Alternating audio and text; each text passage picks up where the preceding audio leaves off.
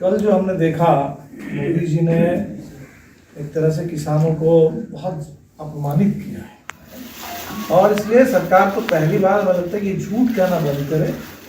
किसानों का जो विरोध है बिल्कुल वाजिब विरोध है, लेकिन सच्चाई तो ये है कि बिहार में लगातार खेती पीछे गई और बिहार के किसानों की आमदनी लगातार घटती चली। नमस्कार, मैं अनुष्का, आप देख रहे हैं MV News.live। आपको बता दें कि दीपांकर भट्टाचार्य ने किसानों का समर्थन करते हुए कहा कि अब एक बार फिर से बड़ी आंदोलन की तैयारी हो रही है। उसके साथ ही उन्होंने सरकार पर खूब बरसा और कहा कि जिस तरह से सरकार किसानों को गुलाम बनाना चाहती है, ये बहुत गलत है, क्योंकि हमारा आधा से ज़्यादा देश किसानों पे ही निर्भर है। आइए सुनते हैं कि और कुछ उन्होंने क्या कहा है। दिल्ली में है किसानों के साथ और पार्टी की ओर से भी कॉमरेड कविता और दिल्ली के हमारे बहुत सारे नेता किसानों के साथ हैं। कल जो हमने देखा, मोदी जी ने एक तरह से किसानों को बहुत अपमानित किया है। इस सरकार ने एक लगातार कहना शुरू किया, कोई भी आंदोलन खड़ा होता है तो सरकार की पहली कोशिश होती है कि उसको दबाए, आंदोलन के बारे में गलत प्रचार करें। लगातार देख रहे हैं, चाहे वो श्रम कानूनों पर जो आंदोलन चल रहा है मजदूरों का, शिक्षा नीति पर छात्र नौजवानों का विरोध है, या इस देश में NRC NPR नागरिकता संशोधन कानून पर पूरे हिंदुस्तान का विरोध था। तो सरकार लगातार ये कहती है कि पहले तो दबा दो, लोगों को जेल में डाल दो, और जब सरकार के दमन की कोशिश जो कामयाब नहीं होती, आंदोलन फिर भी आगे बढ़ता, तब सरकार कहती है कि ये विपक्ष के उकसावे पर हो रहा है या ये लोग चीज़ों को समझ नहीं रहे। आप देख लीजिए कि शिक्षा नीति पर देश के बड़े बड़े शिक्षाविद बोल रहे हैं, देश के IIT से लेके JNU से लेकर के तमाम बड़े शिक्षण संस्थान के छात्र और शोधार्थी बोल रहे हैं, और सरकार कहते हैं कि लोग समझ नहीं रहे हैं। जिस समय हमने देखा NRC NPR CA का मामला था, देश के बड़े वकील न्यायविद बोल रहे हैं और सरकार कहती है कि लोग समझ नहीं रहे। अभी बिल्कुल वही बात पंजाब के किसान, अब सरकार कह रहे हैं कि लोग समझ नहीं रहे हैं। तो पंजाब के किसान अगर खेती नहीं समझते तो कौन समझता है? क्या खेती समझने के लिए भी RSS की शाखा में जाना पड़ेगा? उसके लिए भी मोहन भागवत से सुनना पड़ेगा, मोदी से समझना पड़ेगा? तो पंजाब के किसान हिंदुस्तान के सबसे विकसित किसान हैं, सबसे समझदार किसान हैं, जानकारी रखने वाले किसान हैं, और इसलिए सरकार को पहली बार मुझे लगता है कि झूठ कहना बंद करे। किसानों का जो विरोध है बिल्कुल वाजिब विरोध है, और पंजाब और बिहार ये दोनों उदाहरण को साथ साथ हम लें तो बात और ज़्यादा समझ में आएगी। कुछ लोग कह रहे हैं कि बिहार में उतना विरोध क्यों नहीं हो रहा है, पंजाब में ज़्यादा विरोध क्यों है? तो पंजाब में ज़्यादा विरोध इसलिए है क्योंकि इससे पहले जो मार्केटिंग का सिस्टम था वो सबसे ज़्यादा पंजाब में लागू होता था।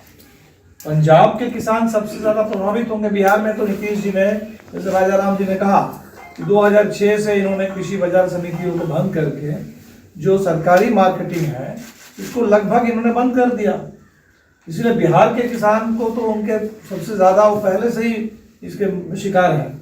तो पंजाब के किसान समझ रहे हैं, विरोध कर रहे हैं, और वो ये कह रहे हैं कि अगर ये जो रास्ता मोदी जी ने अभी चुना, जिसके बारे में नीतीश जी कहते हैं कि हमने 2006 से ही लागू कर दिया, अगर ये रास्ता वाकई खेती को मजबूत करने वाला रास्ता होता, अगर इसी रास्ते से चल करके देश के किसानों की आमदनी अगर बढ़ने की संभावना होती, तो अब तक तो बिहार में खेती सुधर गई होती, बिहार में खेती का विकास हो गया होता, बिहार के किसानों की आमदनी दुगुनी चौगुनी हो गई होती।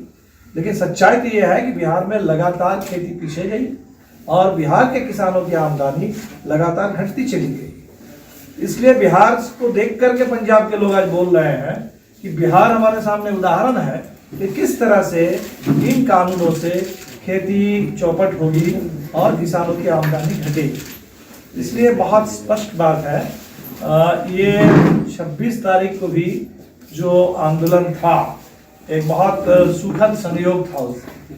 26 तारीख को देश में मजदूर भी हड़ताल पर थे और किसान भी प्रदर्शन कर रहे थे, पूरे देश के पैमाने पर। तो मजदूर और किसान दोनों लड़ रहे थे, और सबसे तो अफसोस की बात यह है कि वो दिन हमारा 71वां संविधान दिवस था और संविधान दिवस के मौके पर देश के मजदूर और किसान संविधान के तहत जो मिले अपने हक हैं, वो उस हक की लड़ाई लड़ रहे थे। संविधान में जो कहा गया, सबके लिए न्याय, सामाजिक, आर्थिक, राजनीतिक, सबके लिए आज़ादी, सबके लिए बराबर। और सरकार किसानों को गुलाम बनाना चाहती है, सरकार मजदूरों को गुलाम बनाना चाहती है। तो ये लड़ाई, हमें लगता है कि लड़ाई आगे बढ़ेगी। कल फिर वार्ता होने की बात है और हम कहेंगे कि 1 तारीख को जो हुआ है, वार्ता में आप बुला रहे हैं, वहाँ मोदी जी गए, देश के प्रधानमंत्री गए, वो हर हर महादेव कर रहे हैं। इस समय जैसे रोम में नीरो के बारे में कहा जाता है कि आग रोम जल रहा था और वो बांसुरी बजा रहे थे, तो मोदी जी जो किसानों को बुला करके अपमानित कर रहे हैं, ये बंद करें। सरकार साफ, प्रधानमंत्री खुद बात करे और वापस ले। इसमें बात करने की बहुत ज़्यादा गुंजाइश ही नहीं है। वापस ले कानूनों को, और फिर क्योंकि ये जो तीनों कानून है, ये दरअसल पिछले 4 साल से मंदसौर के बाद जो किसान जिन मुद्दों पर लड़ रहे थे उसका निषेध है। ये का किसान मांग रहे थे स्वामीनाथन आयोग की सिफारिश को लागू करो और एमएसपी 1.5 गुना, जो लागत से 1.5 गुनी एमएसपी तय करो, खरीद की गारंटी करो। तो एक तरह से सरकार ने इस पूरे किसान आंदोलन का अपमान करते हुए ये कानून बना दिया, और वो कानून भी बहुत जिस तरह से बना दिया गया जिसमें पूरे लोकतंत्र की हत्या हुई। इसलिए सरकार एक तरह से किसानों को दुश्मन के बतौर देख रही है। ये बहुत ही एक दुर्भाग्य है देश के लिए कि एक सरकार जो चुनाव में चुन करके आई है, और उस सरकार को बहुत सारे देश के किसानों ने भी वोट दिया, बहुत सारे किसानों ने वोट दिया। तो किसान के वोट से चुन करके आने वाली सरकार किसानों को दुश्मन मान और क्या क्या ना बोल रहे हैं, कह रहे हैं कि नकली किसान है, किसान जीन्स क्यों पहन रहे हैं, किसान अंग्रेजी में क्यों बोल रहे हैं। तो किसान के बारे में जो बातें हो रही है इस समय, तो हमने देखा कि पंजाब के किसान उनको बहुत चोट लगी है। किसान, तो हमें लगता है कि ये बहुत सरकार गलत काम कर रही है और पूरे पंजाब को, किसानों को खालिस्तानी बता दे रहे हैं। तो अगर ये चलेगा तो देश में, देश की एकता का क्या होगा, पूरे देश में संविधान का क्या होगा, इस देश का संघीय ढांचा का क्या होगा। तो हमें लगता है कि सरकार ये आग लगाने का काम कर रही है। किसान तो बहुत समझदार हैं और बहुत धीरज के साथ, बहुत संयम के साथ किसान वहाँ आए हैं और सरकार उसकी परीक्षा लेना शुरू की है। तो सुना आपने कैसे उन्होंने कहा कि वो किसानों के साथ है इस आंदोलन में, और एक बड़े आंदोलन की तैयारी होने वाली है जिसमें किसानों को उनका हक मिलना चाहिए। वो किसान किसी के गुलाम नहीं है, वो देश के लिए काफ़ी कुछ करते हैं। तब तक के लिए ऐसे ही तमाम खबरों के लिए बने रहे हमारे साथ MVNews.live पे। और अगर आपको हमारा वीडियो पसंद आए तो जाते जाते चैनल को लाइक, शेयर और सब्सक्राइब करना ना भूलें।